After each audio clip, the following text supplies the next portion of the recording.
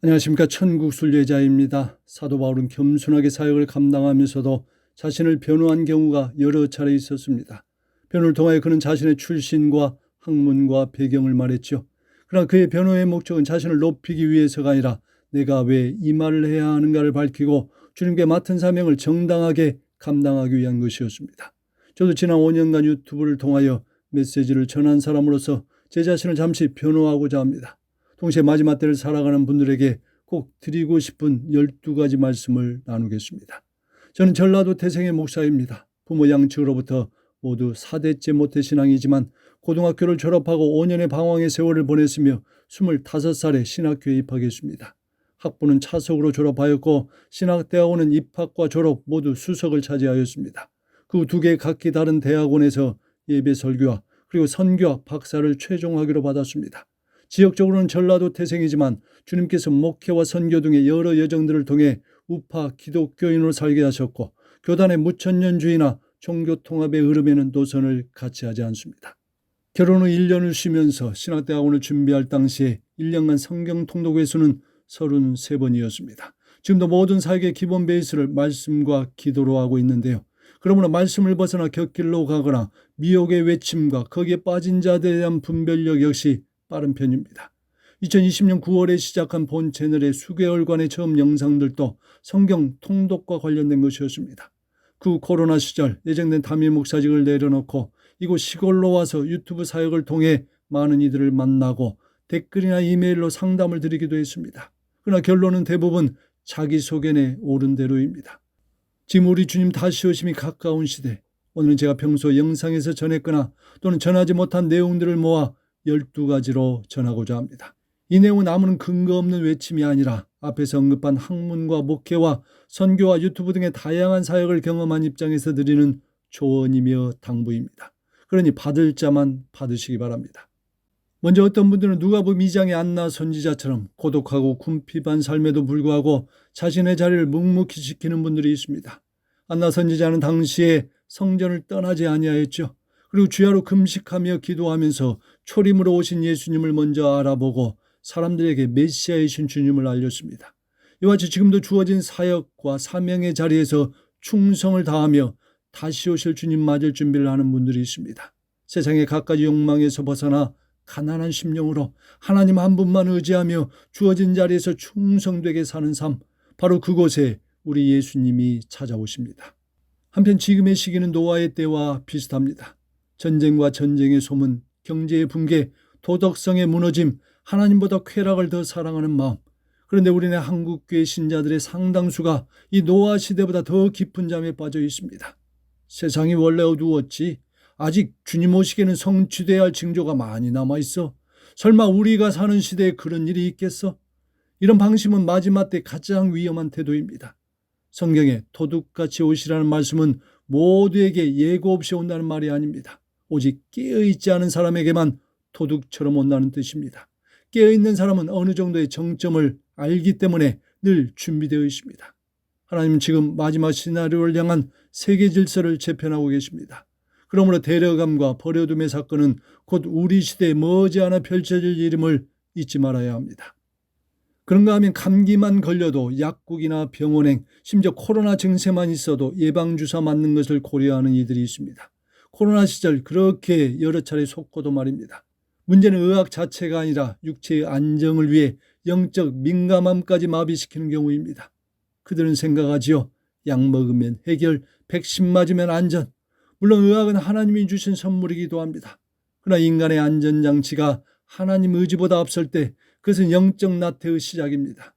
약과 병원은 부지런히 찾으면서 말씀과 기도는 찾지 않는다면 그것은 바로 미혹을 받는 통로입니다. 개인적으로 2010년 선교지에서 댕기열이 걸린 후에 15년 지난 지금까지 어떤 예방주사 없이 감기나 코로나에 걸려본 적이 없습니다. 건강한 식습관과 생활습관 그리고 적절한 운동을 통해 하나님은 우리 몸을 건강하게 유지하도록 인도해 주십니다.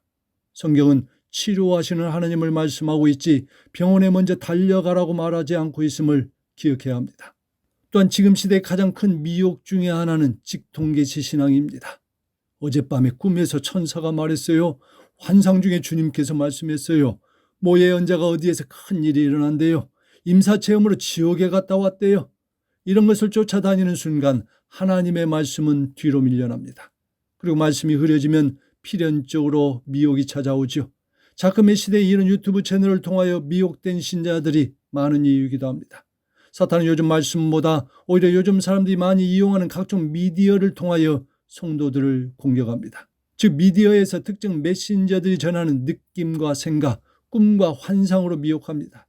그리고 그러한 느낌과 생각과 꿈과 환상에 빠지면 성경 말씀의 권위는 약해지고 결국 100% 분별 없이 곁길로 나아갑니다. 한편 마지막 때가 가까워질수록 일부 성도들은 진리를 실천하는 삶 대신에 정보를 소비하는 행위를 신앙이라고 착각합니다. 주님 오심을 열렬히 사모한다는 모신자는 유튜브 영상을 하루에 10개 이상씩 돌려보면서 새로운 예언이나 음모론 그리고 특정한 징조와 분석을 듣습니다. 그런데 그러한 것들을 통하여 그는 지식의 정보에 흥미만을 느끼고 실제 삶에서는 아무런 변화가 없습니다. 성경은 분명히 말씀하지요. 너희는 말씀을 행하는 자가 되고 듣기만 하여 자신을 속이는 자가 되지 말라. 누군가 마지막 때에 대한 지식과 정보는 많지만 말씀과 기도가 없다면 그는 그저 정보 수집자일 뿐입니다. 또한 누군가 듣고 보는 것은 많지만 회개와 거룩한 삶도 없고 변화와 실천도 없다면 그는 그저 정보 중독자일 뿐입니다. 요즘 유튜브에서 가장 조회수가 많이 나오는 주제가 공포, 충격, 긴급 메시지입니다. 이런 긴급, 충격, 속보 메시지 등을 첨부하여 외칩니다. 어떤 교회가 어떠하더라, 아무개 목사가 무엇하더라, 언제 무슨 일이 발생한다더라, 어떤 지역에서 무슨 일이 일어났더라. 이 영상들의 주된 목적은 영혼이 아니라 클릭입니다. 이런 클릭을 유도하는 콘텐츠는 시청자의 두려움과 공포를 먹고 자라는 영적 중독 플랫폼입니다. 유튜브계에서는 긴급, 충격, 속보와 같은 주제를 통한 두려움과 공포는 클릭을 만들어내고 그러한 클릭은 돈을 만들어낸다는 속설이 있습니다. 문제는 이런 메시지들이 기독교 채널들에서 독보적으로 넘쳐나고 있다는 것입니다. 그런데 이러한 메시지를 통하여 사람들에게 가져오는 두려움과 공포는 사탄의 무서운 전략이기도 합니다. 왜 그렇습니까? 두려움과 공포를 먹고 자라면 그 사람은 결국 주님이 주시는 평안을 잃고 평안을 잃으면 분별력도 사라지기 때문입니다. 그리고 이러한 두려움으로 몰아넣는 메시지는 지혜가 아니라 중독과 집착을 만들어내죠. 그래서 충격, 긴급, 속보와 같은 메시지를 통하여 어떤 채널에 중독이 되거나 집착하는 분들은 이미 그 채널과 그것을 전하는 메신저와 한몸 공동체입니다. 안타까운 모습이지요. 한편 오늘날 기독교의 가장 큰 문제 중에 하나는 메신저가 메시지보다 더 크다는 착각입니다. 특히 마지막 때가 가까우면서 특정 유튜버나 예언가, 유명 목회자, 그리고 신비주의 사역자들을 영적 멘토를 넘어 영적 스승이자 대변자로 여기는 현상이 많습니다. 심지어는 그 중에 어떤 사역자가 성경과 다른 말을 해도 아무개님이 말했으니 맞다라고 고집하기도 합니다. 마지막 때의 미혹은 사람을 통한 미혹이 가장 강합니다. 예수님도 많은 거짓 선지자들이 일어나 많은 사람을 미혹하게 하리라고 경고하셨죠. 우리가 기억할 것은 어떤 채널이나 내용의 조회수가 높다고 진리가 아닙니다. 구독자가 많다고 그 예언이 성취되는 것도 아니죠. 청중에게 감동을 주었다고 그 설교가 성령이 꼭 역사하는 것도 아닙니다. 신비 체험을 수시로 많이 한다고 해서 더 영적이지도 않습니다. 사역자와 그가 전하는 메시지는 절대 기준이 될 수가 없습니다. 오직 성경이 기준이며 그 외에는 모두 참고 자료일 뿐입니다. 오늘날 우리 주변에는 부정하고 부패한 교회 또는 각종 비진리 요소들이 가득하고 깨어있지 못하다고 생각하는 교회에서 나와 홀로 예배하는 분들이 있습니다. 물론 상처받은 분들에게 우리 하나님은 조용히 회복의 시간을 주시는 중일 수도 있습니다. 그러나 완전한 고립은 또 다른 위험이죠. 그리고 그 기간이 장기화가 되면 더 위험합니다. 데려가면 고사하고 구원과 상급의 문제까지 흔들리기 때문입니다. 그러므로 건강한 소수의 공동체라도 반드시 찾아야 합니다. 그리고 그런 은둔의 자리를 찾는 자신도 결코 온전하지 않다는 겸허한 마음을 가져야 합니다. 그곳에 우리 주님이 찾아오십니다. 그런가 하면 자신의 공동체를 절대적 기준으로 착각하며 다른 교회와 교단들은 모두가 오류가 있다는 영적 교만으로 흐르는 이들도 있습니다. 그러나 그것은 말씀보다 전통을 높이는 태도이며 겉으로 잘 드러나지 않는 그 외적인 부분에서 많은 모순과 부조리를 지니고 있을 가능성도 적지 않습니다. 코로나 시절이나 대통령 탄핵 사태 때 그 공동체에 속한 지도자나 교회가 취한 행동과 태도를 잘 보시지 않았습니까? 사람은 겉모습을 보지만 우리 하나님은 중심을 보십니다. 하며 우리 주변의 혹자들 중에는 비판과 정죄가 일상인 공동체나 메신저를 진짜라고 여기는 이들도 있습니다. 아무개 목사는 가짜야. 저 교회는 타락하고 부패해서 저 교단은 배도하는 곳이야. 과연 그럴까요? 이런 주장을 하는 메신저들은 대부분 자기 의로 가득합니다. 그런데 하나님 외에 누가 감히 심판자가 되겠습니까? 예수님 당시에 각종 율법 지식이 가득한 바리새인과 서기관들이 일반 사람들의 눈에는 완벽하게 보였지만 아이러니하게도 그들은 예수님으로부터는 가장 심한 책망을 받았습니다. 그러므로 오늘날 한두 번도 아니고 비판과 정죄를 주된 일상으로 삼는 율법주의와 같은 메신저는 대단히 위험하고 경계해야 합니다. 한편 우리가 살고 있는 한국 정치는 매우 복잡합니다.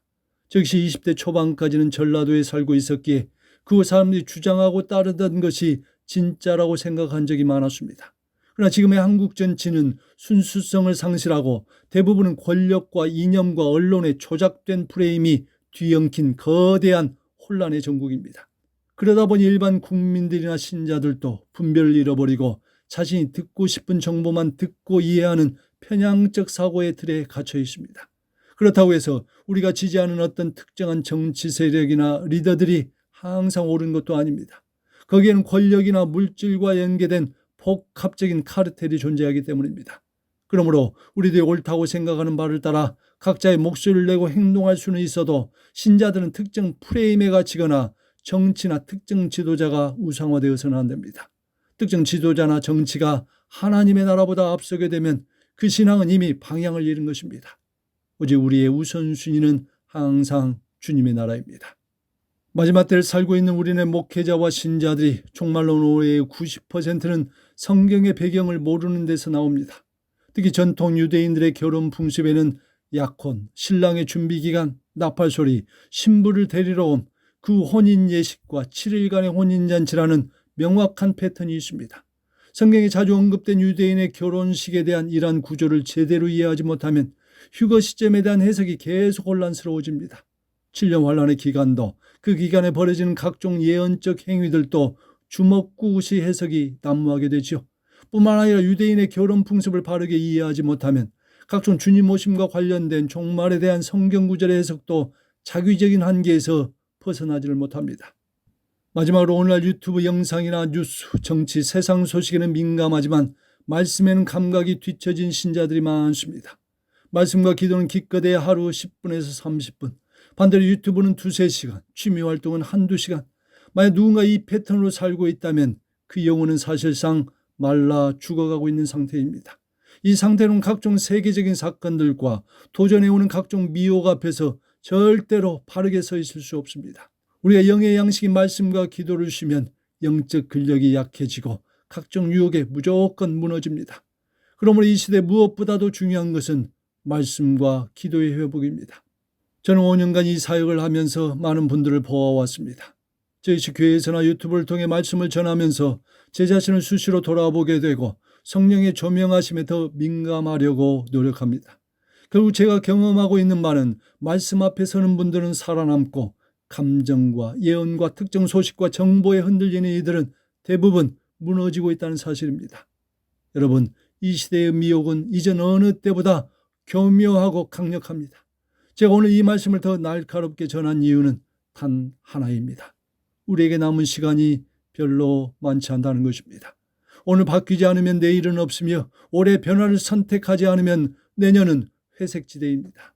부디 깨어 있으십시오. 말씀과 기도로 돌아가야 합니다. 말씀과 기도에서 시간의 11조를 드리는 심정으로 주님께로 시선을 두십시오. 그러면 어느 순간 디모데전서 4장 5절의 말씀과 기도로 거룩해지고 분별과 깨달음이 더욱 커지는 자신을 발견하게 될 것입니다. 우리 모두 위에서 말씀드린 12가지 사항을 마음속에 염두에 두시고 각자의 자리에서 다시 오실 주님 맞을 준비로 깨어있는 지혜로운 주님 신부들이 되시기를 바랍니다. 할렐루야.